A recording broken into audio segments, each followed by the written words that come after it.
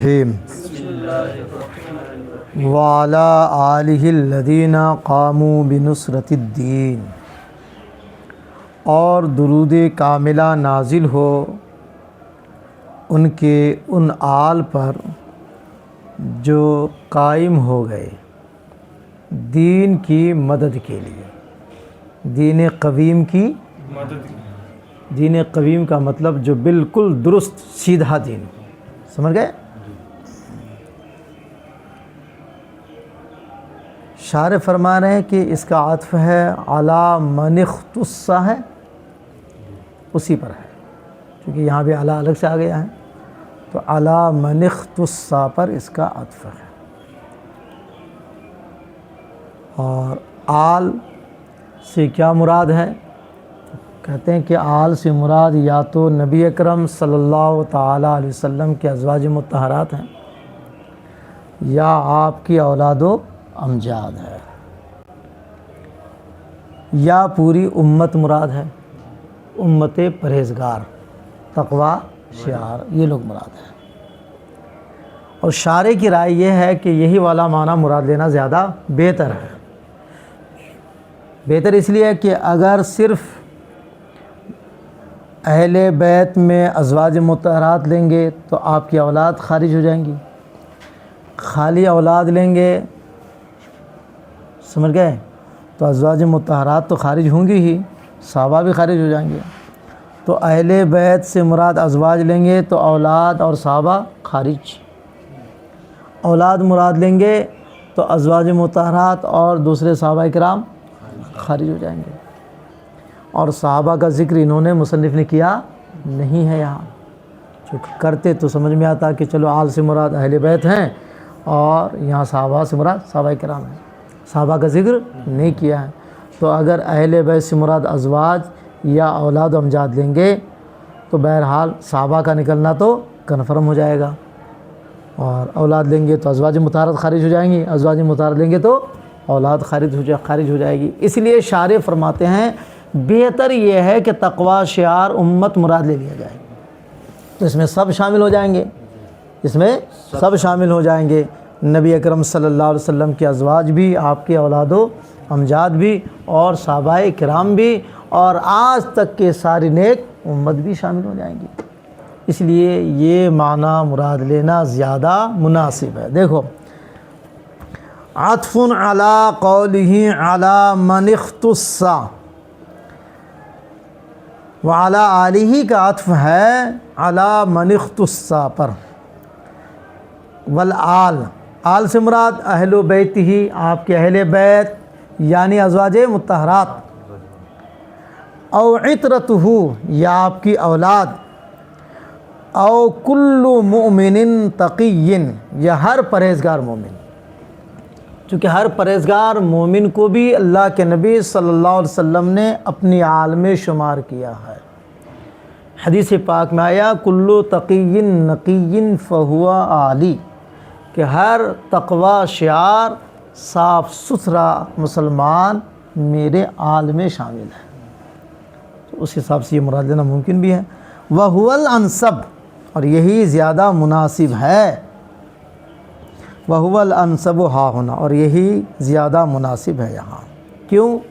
اس لیے کہ مصنف نے صحابہ کا ذکر، لِأَنَّ الْمُصَنِّفَ لَمْ يَتَعَرَّضْ لِذِكْرِ الْأَصْحَابِ فِي الصَّلَاةِ، اس لیے کہ مصنف نے صحابہ کرام کا ذکر نہیں کیا ہے درود کے معاملے میں، فَكَانَ الْأَوْلَى هُوَ التَّعْمِيمُ، تو عام رکھنا ہی اولا ہے تاکہ سارے کے سارے اس میں شامل ہو جائے۔ پلے پڑی؟ دین کہتے کس کو ہیں؟ تو کہتے دین وہ وضع الہی ہے، وہ اللہ کا وضع کردہ طریقہ ہے، ذویل عقول کے اس دین خیر کو اپنانے کی وجہ سے ان کو رضائے الہی تک پہنچانے کے لیے اللہ نے اس کو وضع کیا ہے۔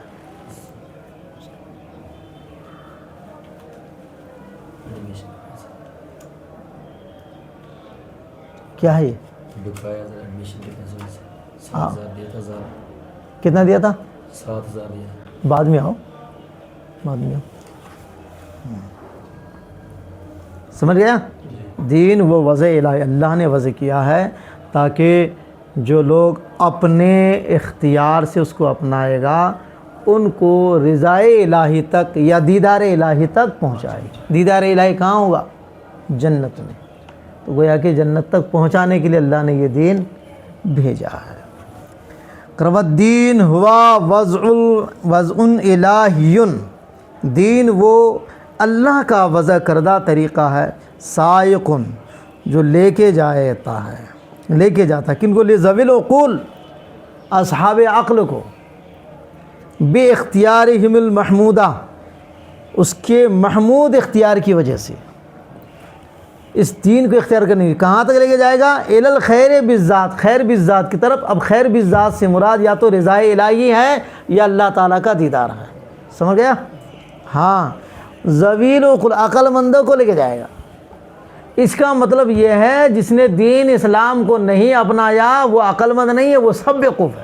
کیا ہے؟ وہ سب بیوقوف ہے۔ اور اس کا مطلب یہ بھی ہوا کہ مسلمانوں کی تعداد اگر پوری انسانیت کے مقابلے میں دیکھیں تو کم ہے، اس کا مطلب بیوقوفوں کی تعداد زیادہ ہے، بیوقوفوں کی زیادہ۔ سمجھ گیا؟ اب سنو، تو دین تو وہ ہے، لیکن یہاں دین کا جو لفظ آیا ہے یہ دین کن کن معنی میں آتا ہے؟ تو دین کا لفظ یہ عقائد پر بھی بولا جاتا ہے، اعمال پر بھی بولا جاتا ہے، اور ہر دین پر دین کا لفظ بولا جائے گا، خواہ دین اسلام ہو یا کسی کا بھی طریقہ ہو، اس کو بولا جائے گا۔ سمجھ گئے؟ وَهُوَ يَشْمَلُ الْعَقَائِدَ وَالْأَعْمَالَ، یہ دین کا لفظ عقائد اعمال دونوں کو شامل ہے۔ وَيُطْلَقُ عَلَى كُلِّ دِينٍ، اور ہر دین پر بولا جاتا ہے۔ تو یہاں کوئی خاص دین نہیں بتایا ہے، خالی دین قویم کہا، دین۔ تو نبی پاک کے آل نے کس دین کی مدد کی تھی؟ ہر دین کی۔ سمجھ گئے؟ تو یہ دین کا لفظ ہر دین پر شامل ہے، سمجھ گئے؟ اور نبی اکرم صلی اللہ تعالیٰ علیہ وسلم کا جو دین ہے اس کا نام کیا ہے؟ اسلام ہے۔ تو یہ دین خالی اسلام پر تو نہیں بولا جاتا، ہر دین پر بولا جاتا ہے۔ تو یہاں کیا مراد ہے؟ تو فرماتے ہیں کہ یہاں مراد دین اسلام ہے۔ کیا مراد ہے؟ دین اسلام کا۔ کیسے آپ سمجھے کہ دین اسلام مراد ہے؟ کا اس لیے کہ دین کی صفت قویم لائے ہیں۔ کیا لائے ہیں؟ اور دین قویم وہ مصطفیٰ کا دین ہے جس کو دین اسلام کہا جاتا ہے۔ تو گویا کہ مصنف نے دین کی صفت لفظ قویم لا کر دین اسلام کی طرف اشارہ کیا ہے کہ یہ مراد دین اسلام ہے۔ آل نے جو جس دین کی مدد کی تھی اس دین سے مراد دین اسلام ہے۔ یہ کیسے پتہ چلا؟ لفظ قویم سے۔ والاسلام هو الدین المخصوص لمحمد صلی اللہ علیہ وسلم، اور اسلام تو یہ رسول پاک صلی اللہ تعالیٰ علیہ وسلم کا خاص دین ہے، لیکن قویم جو وصف لائے ہیں اس سے اسی دین اسلام کی طرف اشارہ کرنے والا۔ وَلَعَلَّ فی وصفہ بالقویم اشارۃ الیہ، شاید قویم کا وصف لانے میں اسی دین اسلام کی طرف اشارہ ہے۔ کیوں؟ لأن دین الاسلام هو الموصوف بالاستقامت، اس لیے کہ دین اسلام ہی کی صفت ہے مستقیم ہونا۔ سمجھ گیا؟ یہ کتاب ہے اصول فقہ کی۔ کس کی ہے؟ اصول فقہ کی تعریف دو طرح سے ہوتی ہے، شروع میں بتایا تھا، ایک تعریف ہے اضافی، ایک تعریف ہے لقبی۔ اضافی تعریف کا مطلب یہ ہوا مضاف کی تعریف کر دے گا، مضاف الیہ کی تعریف کر دے گا۔ اصول الفقہ، اصول مضاف، فقہ مضاف الیہ نا، تو اصول کی تعریف کر دے گا، فقہ کی تعریف الگ سے کر دیا، یہ تعریف اضافی ہو گئی۔ اصول اصل کی جمع ہے، اصل کہتے ہیں ما یبتنی علیہ غیرہ، اصل کی تعریف ہو گئی۔ سمجھ گئے؟ فقہ کس کو کہتے ہیں؟ کہ فقہ کہتے ہیں اس علم کو جس علم میں تفصیلی دلائل کی روشنی میں احکام شرعیہ عملیہ کی جانکاری ہو، احکام شرعیہ عملیہ کی جانکاری ہو، اس کو فقہ کہتے ہیں۔ تو مضاف کی بھی تعریف ہو گئی، مضاف الیہ کی بھی تعریف، یہ تعریف اضافی ہے۔ اور ایک ہے تعریف لقبی۔ تعریف لقبی کا مطلب اصول فقہ ایک فن ہے، اس فن کی تعریف، ایک فن ہے ہاں. تو اصول فقہ کس فن کو کہتے ہیں؟ تو اصول فقہ اس فن کو کہتے ہیں جس میں دلائل اور احکام دونوں سے بحث کی جاتی ہے. دلائل اور احکام دونوں سے اس کو اصول فقہ کہتے ہیں. سمجھ گیا؟ اس کی غایت بھی ہے اور اس کا موضوع بھی ہے. غایت کیا ہے؟ غایت وہی ہے اخروی سعادت مندی. سمجھ گیا؟ ہاں. موضوع خود بتائیں گے. تو یہ سب خود مصنف نے بیان نہیں کیا. غایت کیا ہے، موضوع کیا، مصنف نے بیان. تو شارح کہتے ہیں ہم بھی اسی طریقے پہ چل رہے ہیں. ثم علم ان اصول الفقہ له حد اضافی و حد لقبی. پھر جان لو کہ اصول فقہ ایک تعریف اضافی ہے، ایک تعریف لقبی، اور اس کا کوئی مقصد ہے اور موضوع ہے. ولما لم يذكره المصنف طویناه على غرہ. اور جب مصنف نے ان کو ذکر نہیں کیا تو میں نے اسی کے طریقے پر اس کو لپیٹ دیا. جاؤ سمجھ گیا. لیکن یہاں اصول فقہ کی تعریف ضروری ہے. اصول فقہ کی تعریف ہاں کیا ہے؟ تو اصول فقہ کی تعریف یہی ہے کہ وہ ایسا علم ہے جس میں دلائل اور احکام سے بحث ہوتی ہے. دلائل اور احکام سے بحث ہوتی ہے. تو یہ جاننا ضروری ہے، اس لیے اس کو بیان کرتے رہے ہیں وہ. سمجھ گئے؟ لیکن لا بد ہا ہنا من ان یعلم. لیکن یہاں یہ جاننا ضروری ہے کہ ان علم اصول الفقہ علم، کہ اصول فقہ ایسا علم ہے یبحث فیہ جس میں بحث کی جاتی ہے احکام دلائل، احکام کے لیے دلائل کے اس بات کے معاملے میں. یعنی دلائل احکام کو ثابت کرتی ہیں، اس سلسلے میں اس میں بحث کی جاتی ہے. موضوع دونوں ہے، احکام بھی اور دلائل بھی. سمجھ گئے؟ تو فموضوع علی المختار، تو اس کا موضوع مذہب مختار کے حساب سے والادلۃ والاحکام جمیعا، دلائل اور احکام دونوں، چونکہ بحث دونوں سے ہوتی ہے نا. فرق اتنا ہے کہ دلائل سے بھی موضوع ہے، احکام بھی موضوع ہے. دلائل موضوع ہے من حیث المثبت، چونکہ دلائل سے بحث ہوتی ہے اس حیثیت سے کہ وہ ثابت کرنے والے ہیں. اور احکام موضوع ہے من حیث المثبت، چونکہ احکام سے بحث اسی حساب سے ہوتی ہے کہ ان کو ثابت کیا جاتا ہے دلائل سے. سمجھ گیا؟ یہ فرق ہے، لیکن موضوع دونوں ہے. حیثیت الگ الگ ہے، حیثیت ہاں. فالاول من حیث انہ مثبت، تو پہلا والا انہ مثبت، تو پہلا والا موضوع ہے اس حیثیت سے کہ وہ مثبت ہے. والثانی من حیث انہ مثبت، اور دوسرا والا موضوع ہے اس حیثیت سے، یعنی احکام موضوع ہے اس حیثیت سے کہ وہ مثبت ہے. سمجھ گئے؟ والمصنف ذکر احوال الادلۃ فی صدر الکتاب و احوال الاحکام فی آخری. مصنف نے دلائل کے احوال کو کتاب کے شروع میں رکھا ہے اور احکام کے احوال کو آخر میں رکھا ہے، دلائل کے احوال سے فارغ ہونے کے بعد. فقالت، فرمایا علم ان اصول الشرع ثلاثۃ، کہا کہ شریعت کے اصول تین ہیں. اصول یہ جمع اصل کی ہے. اصل کا معنی ہے ما یبتنی علیہ غیرہ، جس پر کسی چیز کی بنیاد ہو اس کو کہتے ہیں اصل. سمجھ گیا؟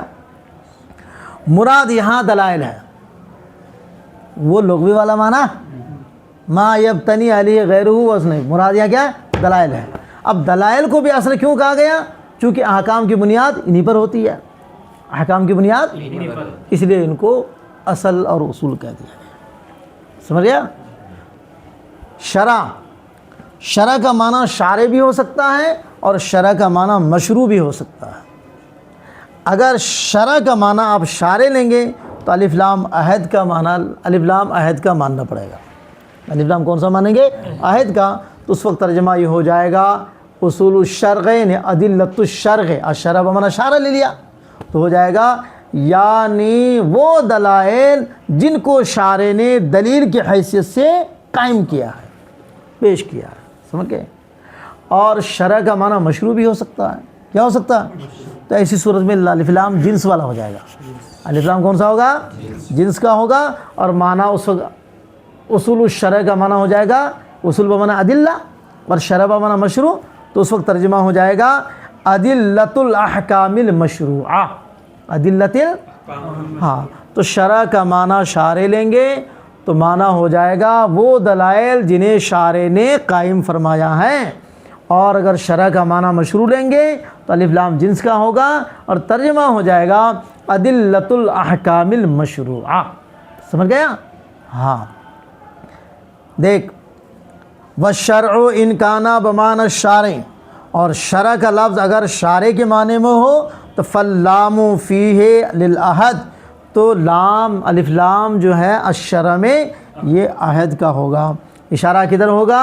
کر الادلۃ التی نصبها الشارع دلیلا، اشارہ ان دلائل کی طرف ہوگا جس کو شارع نے قائم کیا ہے دلیل ہونے کی حیثیت سے۔ وَإِن كَانَ بمعنى المشروع، اور اگر شرع مشروع کے معنی میں ہو تو فاللام فیہ للجنس، جس میں الف لام جنس کا ہوگا۔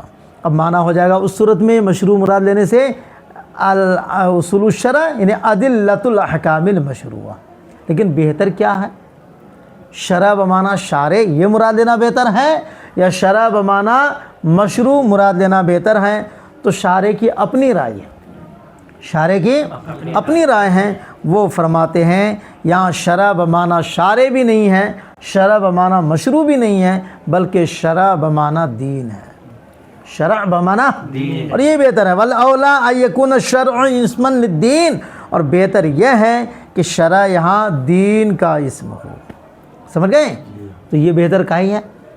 تو سنو، کسی بھی عبارت کا اگر کوئی ایسا معنی لیتے ہیں کہ اس میں تعویل کی ضرورت پڑے، کسی ضرورت پڑے تعویل کی، جیسے شرع بمعنی شارع تعویل ہوئی نا، یہ شرع بمعنی مشروع تعویل کی ضرورت پڑ رہی ہے، تو وہ معنی اور ایک دوسرا معنی وہاں یہ ہے جس کو مراد لینے سے تعویل کی ضرورت نہیں پڑتی، تو وہ معنی مراد لینا بہتر ہوتا ہے جس میں تعویل وغیرہ کی ضرورت نہ پڑے۔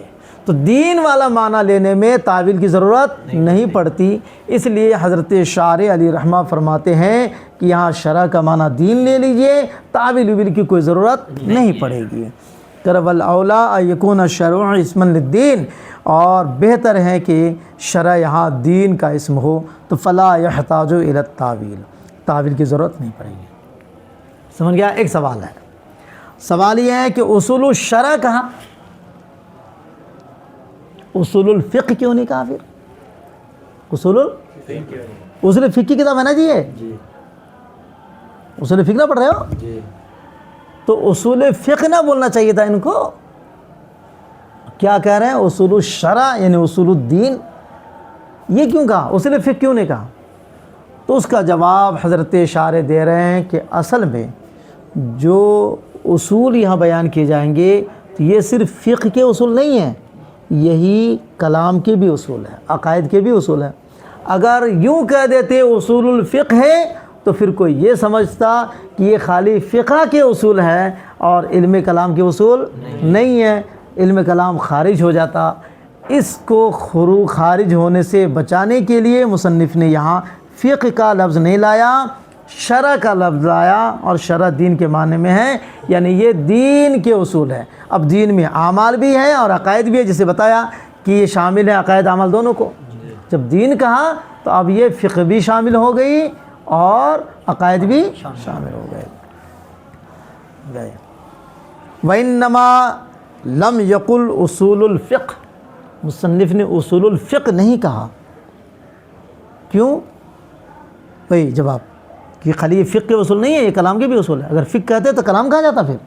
قَلِيَنَّ هَذِهِ الْأُصُولَ كَمَا أَنَّهَا اصول الفقہ كَذَلِكَ هِيَ اصول الکلام، اس لیے کہ یہ اصول جس طرح اصول فقہ ہیں اسی طرح اصول کلام بھی ہے۔ تو اصول شرع، اصول دین، یہ کیا ہے؟ ثلاثۃ، تین بتایا نا، وہ تین کیا ہے؟ الکتاب والسنت واجماع الامہ، کتاب اللہ، سنت رسول اللہ اور اجماع امت۔ ثلاثۃ تین ہے، وہ مجمل آیا تھا اسی کا یہ بیان ہے، یا وہ ثلاثۃ مبدل منہ ہے، یہ اس کے بدل ہے، یہ اس کے بدل ہے۔ تو شارع بدل بتا رہے ہیں کہ بدل من ثلاثۃ او بیان لہو، یہ الکتاب و سنت و اجماع الامت یا تو ثلاثتن کا بدل ہے یا ثلاثتن کا بیان ہے، تین ہے، بات واضح نہیں ہو رہی تھی تو مجمل ہو گیا، وہ تو بیان بھی بن سکتا ہے، ٹھیک ہے۔ تو کتاب یہ اصل ہے، سنت اصل ہے، اجماع امت اصل ہے۔ تو کتاب سے مراد پوری کتاب ہے کیا؟ بسم اللہ کے با سے لے کر والناس کے سین تک؟ تو کہا نہیں، بلکہ وہ کل 500 آیتیں ہیں۔ کتنی ہیں؟ 500۔